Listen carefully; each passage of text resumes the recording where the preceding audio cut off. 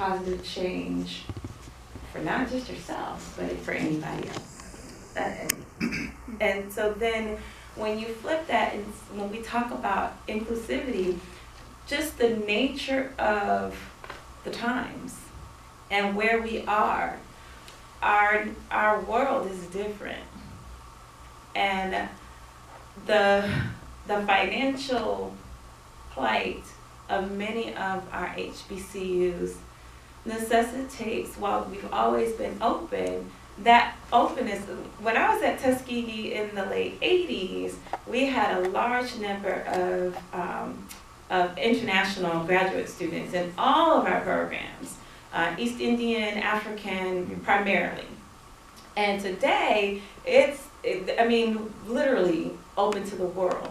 And so what you see is, even those students coming to experience that environment, there's a nurturing there that I think is a benefit for everyone. If we were to close ranks and say, no, this is just reserved for us, then we still could not affect the positive change that the world today needs, because we are now shutting out the diverse experiences and not being responsive to the struggles and the plights that we're not aware of.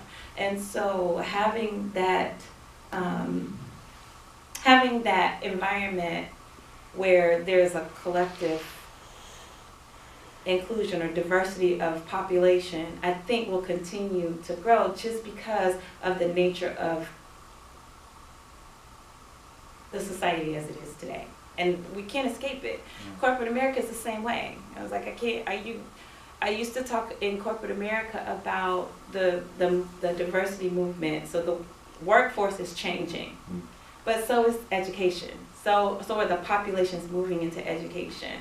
And when you look at birth rates demographically and by race, it's totally different than what it was. And so if we don't open up and we don't embrace it, then all of our institutions of higher learning are going to be in this bit of a conundrum, not just HBCUs. I'd like to add a few things. Let's look at, I don't know if this is on or not. No. It's not. Okay, so let's look at some things. I work for the oldest agency in the nation with the historical mistreatment of Black farmers and sharecroppers that had not had the opportunity of equality. So when you are in a situation where you are the party of one, sometimes having the support, I had a lot of support from my peers at a predominantly white institution because we had to group up because we weren't really appreciated. We were just affirmative action babies and just there for a quota. And to have certain things said to that, even in your professional life, it really gets back to the foundation and the Constitution and the construction of our country. Until we get to a point that we change the laws and policies where we're actually equal, and I don't have to worry about every 25 years I can vote, I'm 1/4 of a person, and then I will feel comfortable knowing that I am equal and I'm deserving and not marginalized by my sex or my ethnicity and pay scale, then we have moved forward. So until we get to that point, you can put in the Jewish camp, the Indian camp, because we're all trying to preserve who we are to survive and thrive in an environment that's not set up for you to ever be free. So also keep, yeah, sure. Well, I just hate to keep following Dr. Freeman. I just got to say this. I am sad and I'm very happy. I'm sad that we haven't come as far as we could have. I'm happy that we have this discussion so we could move forward. But one of the things that I think, and I got it from the Industrial High School in Birmingham, Alabama, is that education is number one. Self-respect is number two. Drive, and drive. That self respect, and get rid of the big me is number 3. And to live with extreme humility.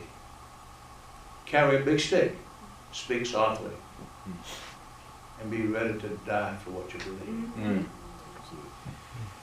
And then also on a practical level, it's still a matter of choice.